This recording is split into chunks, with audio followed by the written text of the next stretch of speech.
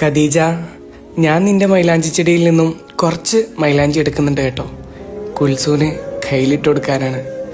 ഉമ്മാനെ കാണണം എന്ന് പോയി പറയുമ്പോൾ എനിക്ക് ഓളോട് പറയാലോ, 2 കൈയും മൂക്കിനോട് അടുപ്പിച്ച് കണ്ണടച്ച് ഉണർത്താൽ മതിയെന്ന്. അത് നിന്റെ ഉമ്മാൻ്റെ ഓണമാണെന്ന്. ആ പുസ്തകം അവസാനിപ്പിച്ചത് ഈ വരികളിലൂടെയാണ്. നിലക്കാത്ത സ്നേഹത്തിൻ്റെ മാതൃകയാണ്.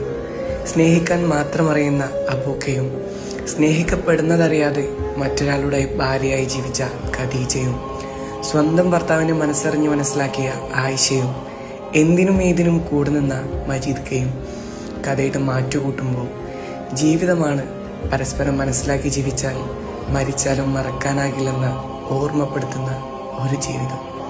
സത്യമെന്ന് തോന്നിയ ചില വരികൾ. സ്വർഗത്തിലും ഖദീജയെ വേണമെന്ന് ഞാൻ പടച്ചവനോട് പ്രാർത്ഥിക്കാറുണ്ട്. ഇപ്പോൾ ഞാൻ പടച്ചവനോട് സ്തുതിക്കുന്നു. നമ്മളെ